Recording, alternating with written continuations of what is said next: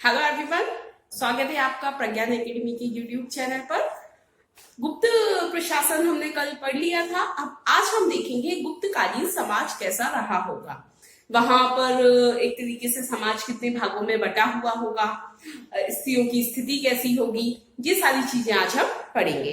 तो बात की जाए यदि गुप्तकालीन समाज की, तो यहाँ पर जैसा कि हमने जितने भी गुप्तकालीन शासक पढ़े, तो उससे एक बात तो हमें समझ में आ गई कि गुप्तकालीन जो शासक थे वह ब्राह्मण धर्म से बहुत ज्यादा प्रभावित थे, है ना। तो ब्राह्मण धर्म से वो प्रभावित थे, तो इसलिए ब्राह्मणों की श्रेष्ठता पर और वर्ण व्यवस्था पर विशेष जोर इस समय में दिया गया, ऐसा देखने को मिलता है ना। अगर हम बात करें कि गुप्तकालीन समाज कितने भागों में बटा हुआ था, तो गुप्तकालीन समाज भी 4 भागों में ही बटा हुआ था, जैसे इसके पहले भी हमने देखा था। तो 4 भागों में से वही पहला ब्राह्मण, जो कि सबसे श्रेष्ठ जो वर्ण था वह ब्राह्मण का था। दूसरा था क्षत्रिय, फिर तीसरा वैश्य, फिर चौथा शूद्र। इन 4 भागों में गुप्तकालीन समाज बटा हुआ था।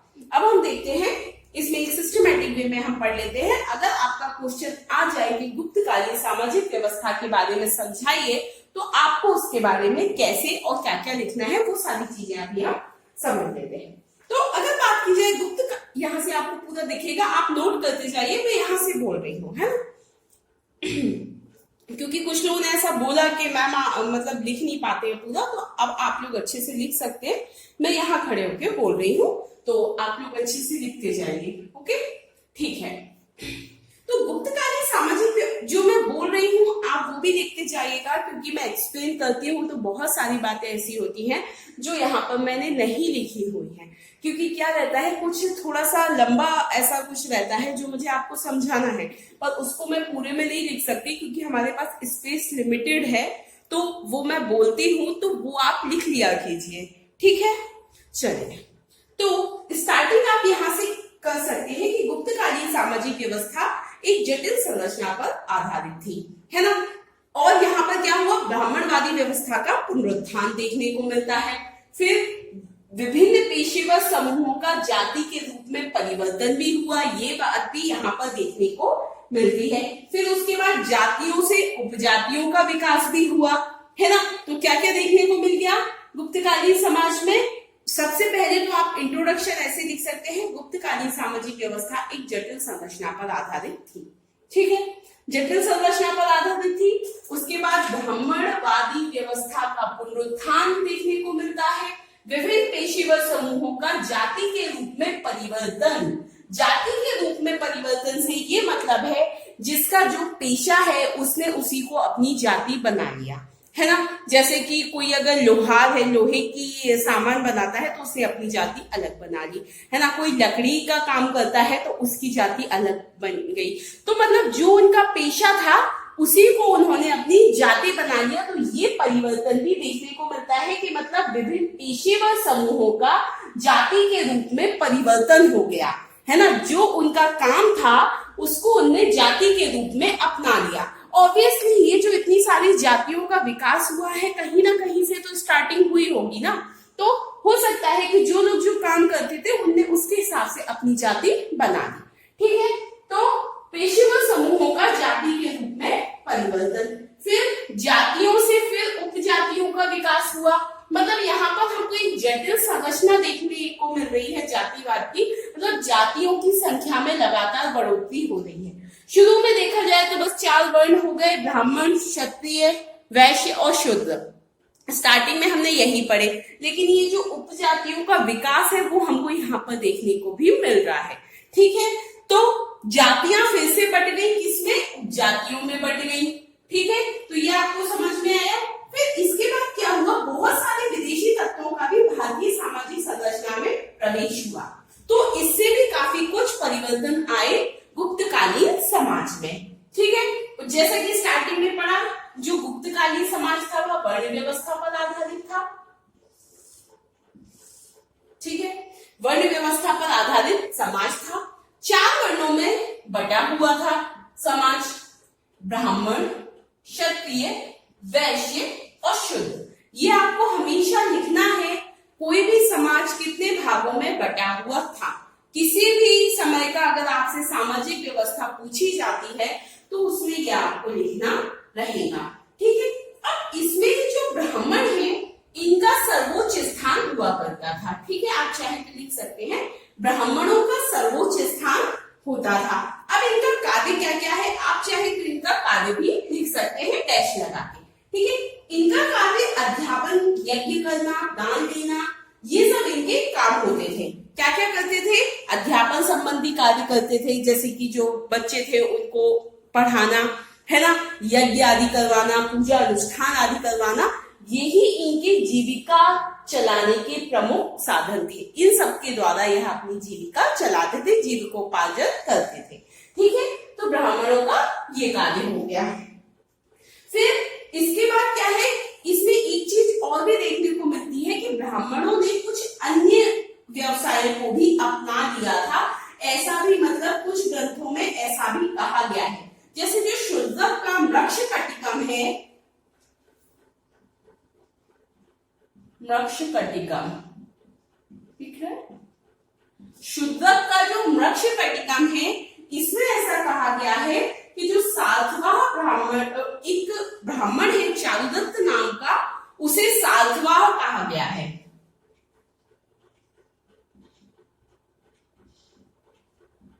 चारुदत्त नाम है उसका, और उसको क्या कहा गया है, सातवां। ठीक है, तो ऐसा भी उल्लेख मिलता है कि मतलब ब्राह्मणों ने जो है वह अन्य व्यवसायों को भी अपना लिया होगा उस समय। ठीक है, इसके बाद एक और इम्पोर्टेंट चीज आ जाती है कि कायस्थ का सर्वप्रथम उल्लेख भी इसी समय मिलता है, गुप्तकालीन समय में ही, मतलब गुप्त काल में ही मिलता है। और कहां से मिलता है ये भी हमको पढ़ना है। याज्ञवल्क्य स्मृति तथा गुप्तकालीन अभिलेखों से प्राप्त होता है सबसे पहले कायस्थ शब्द का उल्लेख। तो ये भी याद रखना है क्योंकि प्रीलिम्स में क्वेश्चन आ जाता है। इसमें मैंने कोशिश की है कि आपके प्रीलिम्स के फैक्ट्स भी कवर कर लिए जाएं और मेंस के लिए भी आपको पॉइंट्स यहां से मिल जाएं। ठीक है, फिर इसके बाद अगर हम ये देखें कि दूसरा स्थान किसका था, तो दूसरा स्थान था क्षत्रियों का। ठीक है, यहां मैंने नहीं लिखा है, आप चाहे तो लिख सकते हैं। दूसरा स्थान क्षत्रियों का था, और क्षत्रियों का काम क्या था, क्षत्रियों का कार्य था मतलब राज्य आदि की सुरक्षा करना। ठीक है, क्षत्रियों का क्या कार्य था, राज्य की सुरक्षा करना।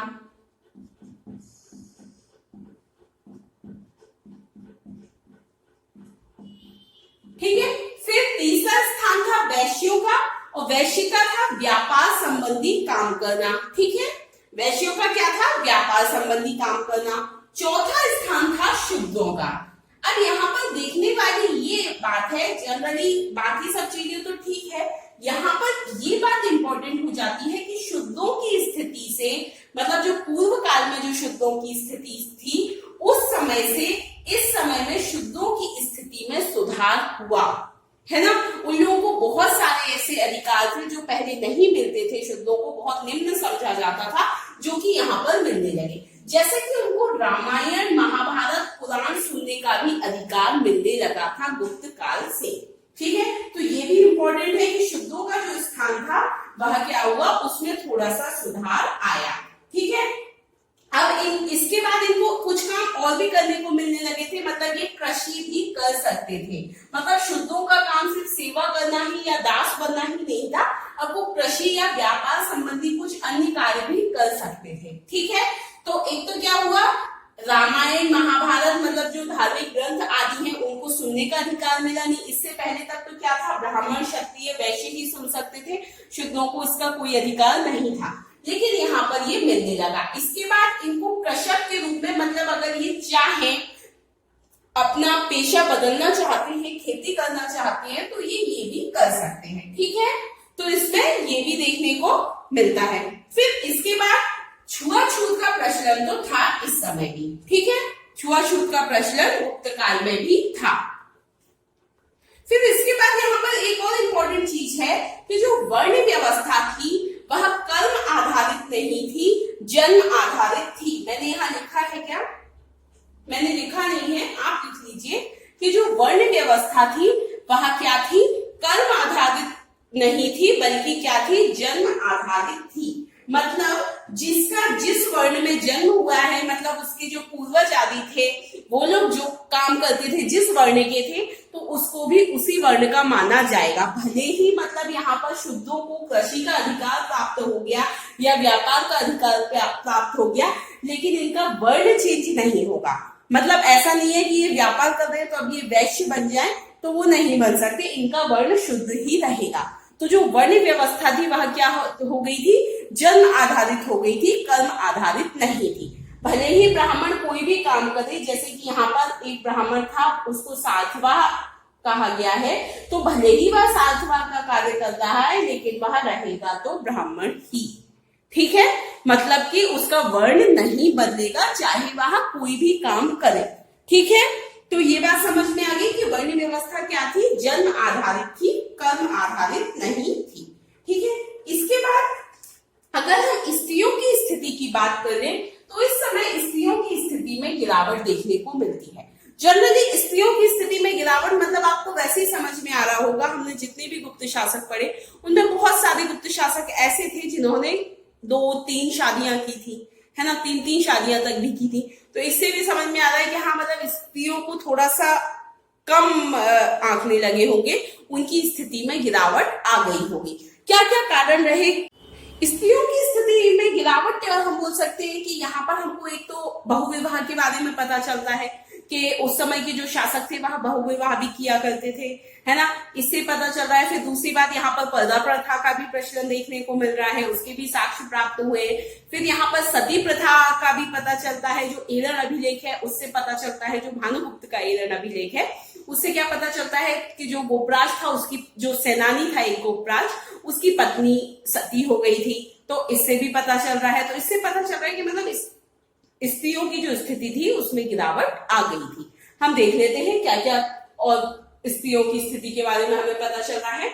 देखिए यहाँ पर क्या हुआ कि निचले जो 2 वर्णों की स्त्रियां थी उनको जीवन निर्वाह के लिए अर्जन की स्वतंत्रता मिल गई। मतलब निचले 2 वर्ण से मतलब क्या है, वैश्य और शुद्ध, है ना। तो जो वैश्य और शुद्ध वर्ण की जो स्त्रियां थी, अगर वो चाहे अपना जीवन यापन करने के लिए वह कुछ कार्य करना चाहती हैं बाहर जाके, तो वे कर सकती हैं, है ना। मतलब उनके पास और कोई साधन नहीं है जिससे उनकी जीविका चले, तो वे बाहर जाके अर्जन कर सकती हैं, कुछ कुछ काम आदि करके अपना पेट भर सकती हैं। ठीक है, तो उनको तो ये स्वतंत्रता मिल गई कि वे बाहर जाके काम कर सकती हैं, लेकिन ये वाली स्वतंत्रता ऊपर के 2 वर्णों की स्त्रियों को प्राप्त नहीं थी। ऊपर के 2 वर्ण कौन से हो गए, ब्राह्मण और क्षत्रिय। ठीक है, तो नीचे के 2 वर्णों की स्त्रियों को तो ये स्वतंत्रता प्राप्त हुई कि वह निर्वाह के लिए अर्जन की स्वतंत्रता उनको मिल गई। ठीक है, इसके बाद फिर क्या था, बहुविवाह का भी प्रचलन देखने को मिला, जैसा कि मैंने आपको पहले ही बताया, है ना। फिर समाज में सती प्रथा भी प्रचलित थी, जिसका कहां से पता चल रहा है, भानुगुप्त के एरन अभिलेख से। भानुगुप्त का एरन अभिलेख इसलिए भी हमारे लिए इंपॉर्टेंट हो जाता है क्योंकि यह एमपी में है, और एमपी में भी कहां में है, कहां पर है, सागर जिले में है। ठीक है, सागर जिले में है एरन अभिलेख। तो समाज में सती प्रथा का प्रचलन था। भानुगुप्त के एरन अभिलेख से सेनानी गोपराज की पत्नी के सती होने का पता चलता है। ठीक है, तो इससे सती प्रथा का भी उल्लेख मिल गया।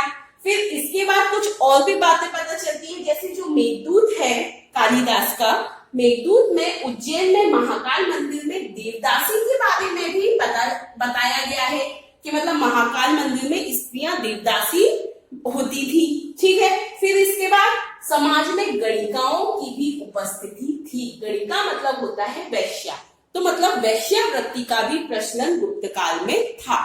ठीक है, या लिख सकते हैं वैश्या, क्या है ना, तो वैश्यावृत्ति का भी प्रचलन समाज में रहा होगा। दास प्रथा का भी प्रचलन था इस समय, और जो दासों का जो मुख्य कार्य हुआ करता था वह था गृह कार्य में सहायता करना, घरेलू कार्य आदि करना उनका काम हुआ करता था। ठीक है, फिर इसके बाद स्मृतिकार काव्यायन के अनुसार स्त्री अपने स्त्री धन को भी बेच सकती थी। मतलब जो उसको विवाह आदि से, जो उसके माता पिता से जो भी धन मिलता है, जिसको स्त्री धन बोलते हैं, आज भी रहता है वह, तो उसको भी वह बेच सकती थी। ठीक है, फिर इसके बाद पर्दा प्रथा का भी प्रचलन था, जो कि हमने स्टार्टिंग में ही देख लिया। अगर हम करें कि यहाँ पर सभी वर्गों के लिए क्या क्या नियम बनाए गए थे, जो कि हमने पहले भी न्याय व्यवस्था में भी देखे थे कि यहाँ पर बहुत क्लियर न्याय व्यवस्था दिखाई देती है। तो यहाँ पर हर वर्ग के लिए उनको कैसे रहना है, न्याय संबंधी नियम, व्यापार संबंधी नियम स्पष्ट पहले ही कर दिए गए थे। जैसे कि अगर हम बात करें कि घरों के बारे में क्या नियम थे, तो ऐसा था, बृहद संहिता में ऐसा बताया गया है कि ब्राह्मण के घर में तो 5 कमरे होंगे। मतलब ये पहले ही क्लियर है कि यदि ब्राह्मण का घर है तो उसको 5 कमरे रखने का अधिकार है, मतलब उसके घर में 5 कमरे ही होने चाहिए, इससे ज्यादा नहीं। क्षत्रिय के घर में 4 से ज्यादा नहीं होने चाहिए, 4 होने चाहिए। वैश्य के लिए 3 और शूद्र के लिए 2 कमरे होना चाहिए। मतलब यहाँ पर घरों से भी, जिससे कि वर्णों की स्थिति पता चले कि जो सबसे उच्च वर्ण है वह ब्राह्मण का है, जो सबसे निम्न वर्ण है वह किसका है, शूद्र का है। तो इससे भी पता चल रहा है कि सभी वर्गों के लिए आवास, न्याय और उत्तराधिकार संबंधी नियम बनवाए गए थे। तो ये तो हो गई हमारी गुप्तकालीन सामाजिक व्यवस्था। इसमें बहुत ज्यादा कुछ ऐसा नहीं है, आपको बस थोड़ा बहुत ही इसमें याद रखना है। बहुत ज्यादा डिटेल में इसमें अगर हम सोचेंगे बहुत बड़ा क्वेश्चन आएगा तो वो नहीं आएगा। मैंने उसी हिसाब से आपको इसीलिए पढ़ाया है। हाँ, पर प्रीलिम्स में यहाँ पर फैक्ट्स बहुत सारे पूछे जा सकते हैं ना। जैसे मैंने किसी भी पुस्तक का नाम लिखा है तो वो आपको ध्यान रखना है, कोई ग्रंथ है तो वो आपको ध्यान रखना है, या किसी अभिलेख से कोई जानकारी मिल रही है तो वो आपको ध्यान रखना है। ठीक है, तो ये सारी बातें इसमें ध्यान रखने की रहती है प्रीलिम्स के लिए। और मेंस में पूछा जाए तो आपका जहां तक है मतलब 5 नंबर का क्वेश्चन ही बन सकता है इस पे, और वो भी मतलब बहुत कम ही चांसेस हैं इसमें। हाँ, एक तुलना वाला क्वेश्चन जरूर बन सकता है ना। तो ये आपका होमवर्क है कि आप गुप्त काल में और मौर्य काल में जो सामाजिक व्यवस्था थी उसमें तुलना करके, तुलनात्मक अध्ययन करके मुझे लिख के मुझे मैसेज करें। ठीक है, और अगर आपको कोई भी डाउट हो तो आप बिल्कुल मुझे मैसेज करके पूछ सकते हैं। Okay, thank you.